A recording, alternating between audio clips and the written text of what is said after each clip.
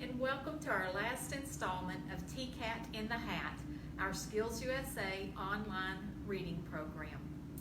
Whether you have stopped by for just a few days or if you have been here every day this summer, we hope that you have enjoyed our sessions and we appreciate you stopping by. We do want to remind you that you can go to dollysimaginationlibrary.com and register your young readers to receive a free book each month until they have their 5th birthday. So don't forget to stop by there. But first, for our last book, I have chosen a book that I love. It is called When I Was Young in the Mountains. And the reason that I love this book so much is because it reminds me of my childhood days growing up on Jellicoe Mountain and spending time with my aunts, my uncles, and my cousins up there. I hope that you enjoy it as well. When I Was Young in the Mountains, written by Cynthia Rylant. When I was young in the mountains, Grandfather came home in the evening covered with the black dust of a coal mine. Only his lips were clean, and he used those to kiss the top of my head.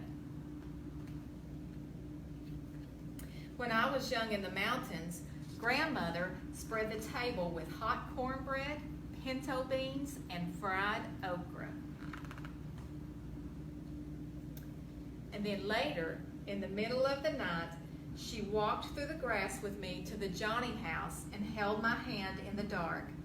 I promised never to eat more than one serving of fried okra again. When I was young in the mountains, we walked across the cow pasture and through the woods carrying our towels. The swimming hole was dark and muddy, and we sometimes even saw snakes, but we jumped in anyway. On our way home, we would stop at Mr. Crawford's for a mount of white butter. Mr. Crawford and Mrs. Crawford looked alike, and they always smelled like sweet milk. When I was young in the mountains, we pumped pails of water from the well at the bottom of the hill, and then we heated the water to fill round tin tubs for our baths. Afterward, we stood in front of the old black stove, shivering and giggling, while Grandmother heated cocoa on top.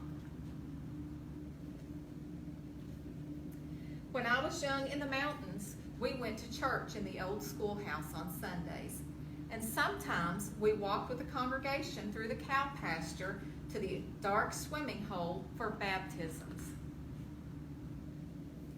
My cousin Peter was laid back into the water, and his white shirt stuck to him, and my grandmother cried.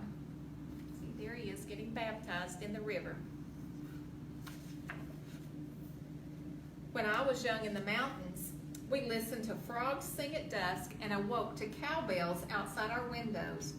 Sometimes a black snake came in the yard, and my grandmother would threaten it with a hoe.